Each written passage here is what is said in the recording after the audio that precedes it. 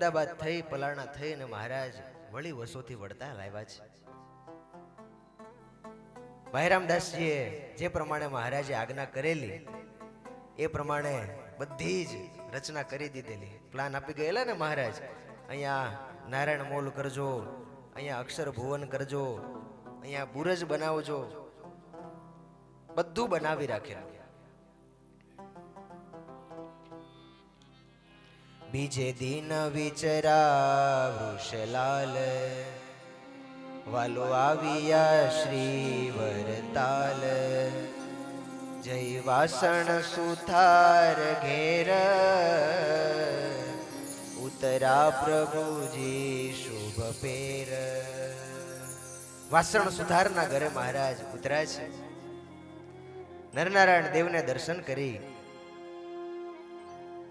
નમસ્કાર કરી, ભેટી અને મહારાજ રામદાસજી આદિક સંતોને ભેટ્યા છે.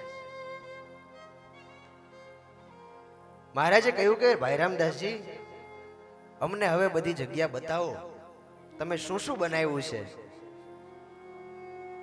રામદાસજી નો ગ્રહી હસ્ત,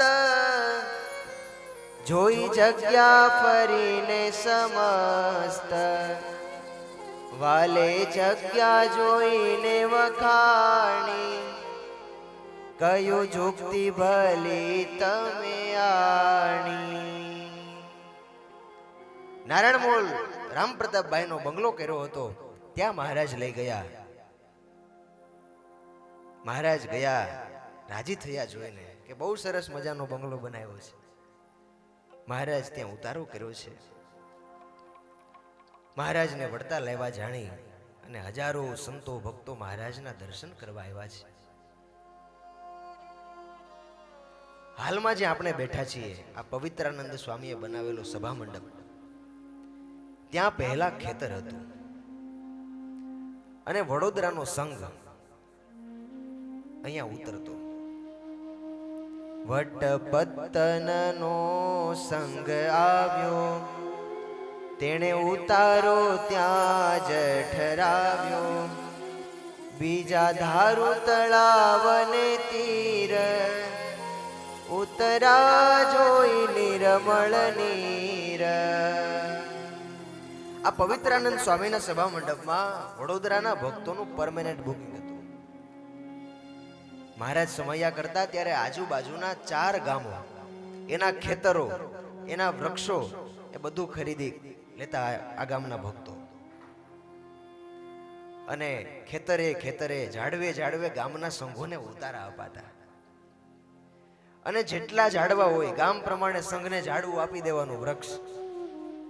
અને એક એક ઝાડવે એક એક પગી, 54 પગીની જે આખી ટીમ હતી, એક એક પગીને ધ્યાન રાખવા માટે રાખી દેવામાં આવતા. અને આવી રીતે મહારાજના સમયા કરતા અશ્વ ઉપર ચડીને મહારાજ ઉતારે ઉતારે ખબર લેવા જાય, સૌ ભક્તોને સમાચાર પૂછે. મહારાજ એક એક ભક્તોની સંભાળ રાખે.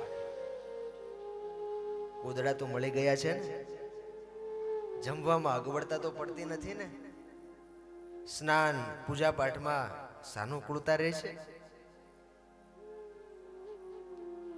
કોણ પૂછે? શ્રીજી મહારાજ. ક્યાંય ભગવાન એની દિવ્ય અલૌકિક સત્તા, અને ક્યાં ગામડાના એ સામાન્ય પરિસ્થિતિના હરિભક્તો. પણ મહારાજના હૃદયમાં એ ભગત, એક એક હરિભક્તનો કેટલો મહિમા હશે.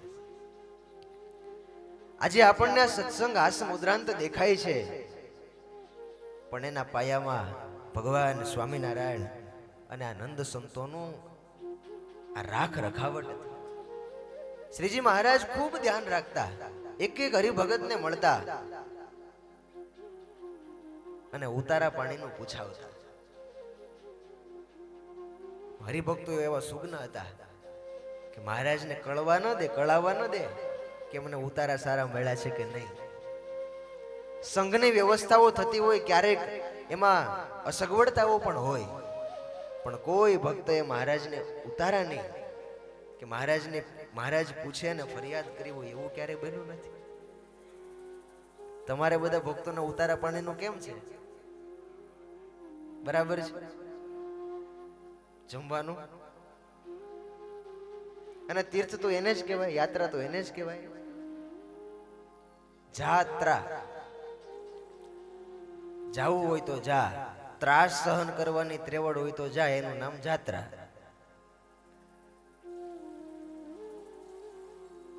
વધે તપની માત્રા, એનું નામ જાત્રા. તપ વધે, સંયમ વધે, દેહ દમન થાય, સ્વભાવોને ઘસારો લાગે, એને યાત્રા કહેવાય. વધે તપની માત્રા, એનું નામ જાત્રા. બાકી તો ઘેર બેઠા છે શ્રીખંડ પૂરી ને પાત્રા. ઘેરે કઈ વાંધો તો કોઈને છે નહીં, એસી રૂમ છે ને એ સરસ મજાનું આમ સાદ કરો, ઘંટડી મારો એટલે આમ 56 ભોગ હાજર થઈ જાય. પણ અહીંયા શું કામ?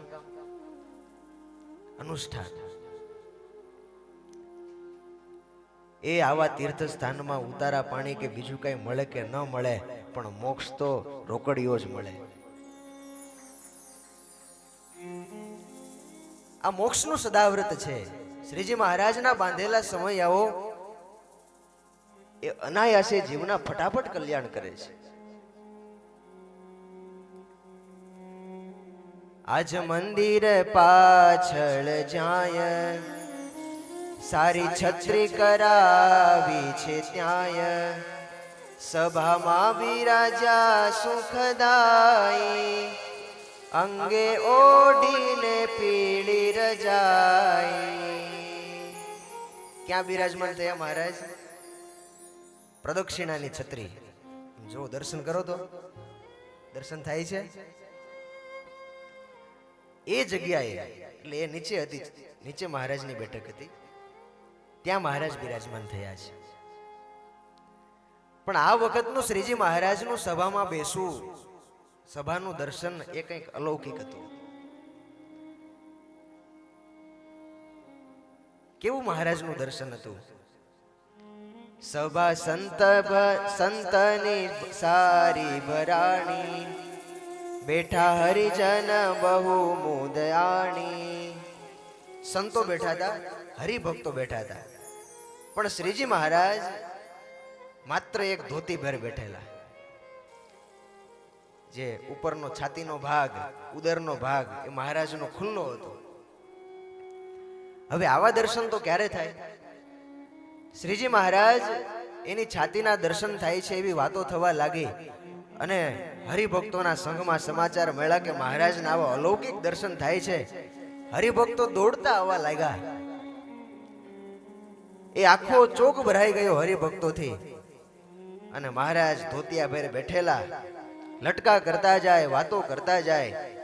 અને મહારાજે એ હરિભક્તોને સુખ આપવા માટે સંકલ્પ કર્યો, અને શ્રીજી મહારાજના સંકલ્પ કરતાની સાથે જ મહારાજના અંગોમાંથી દિવ્ય તેજના અંબારો છૂટવા લાગ્યા. વડતાલનો ચોક દેખાતો બંધ થઈ ગયો. ધામથી લઈને ધરા સુધી માત્ર તેજના વલયો દેખાય છે. દિશાઓ ક્ષિતિજોમાં વિલીન થઈ ગઈ. તેજ દેખાય છે, જાણે અક્ષરધામની સભા હોય. આ સભામાં એક સુતાર આવેલો. ભગવાન સ્વામિનારાયણની વાત સાંભળેલી કે ભગવાન કહેવાય છે. ગામના લોકો જાય છે તો સાથે વડતાલ જઈએ. વડતાલ આવેલા. થોડી વાર થઈ એટલે તેજ તો પાછું વિલીન થઈ ગયું મહારાજના સ્વરૂપમાં. પણ પેલો સુથાર હતો ને, એને તેજ દેખાવા લાગ્યું. અને એટલું તેજ દેખાય, અહો અહો અહો કરવા લાગ્યો. શ્રીજી મહારાજને થયું, ગોપાળાનંદ સ્વામી આદિક સંતો બેઠા હતા, કે આ સુથાર શું કરે છે? મહારાજને તો ખબર. અહો અહો અહો કરે એટલે મહારાજે માંગણીની સમસ્યા કરી. મહારાજ કહે ચૂપ, કઈ બોલવાનું નથી. પણ ઓલું તેજ દેખાય, વળી થોડી વાર થાય એટલે અહો અહો અહો કરવા લાગે. મહારાજ વળી આ માંગણી મૂકે કે કઈ બોલતા નહીં. હવે મહારાજને ખબર ને, સુથારને ખબર, બીજા કોઈ હરિભક્તોને કે સંતોને ખબર નહીં શું થાય છે. અને પછી નારૂપંત નાના હતા, એમને વિચાર થયો કે આ શું થાય છે. ગોપાળાનંદ સ્વામીને પૂછ્યું. એટલે સ્વામી તો જાણતા હતા. સ્વામી કહે કે આ સુતારને નિશ્ચય કરાવવા માટે ભગવાન શ્રીજી મહારાજ પોતે પોતાના સ્વરૂપનું તેજ દેખાડે છે અને એ તેજને લઈને આ સુતાર ઓહો ઓહો કરે છે.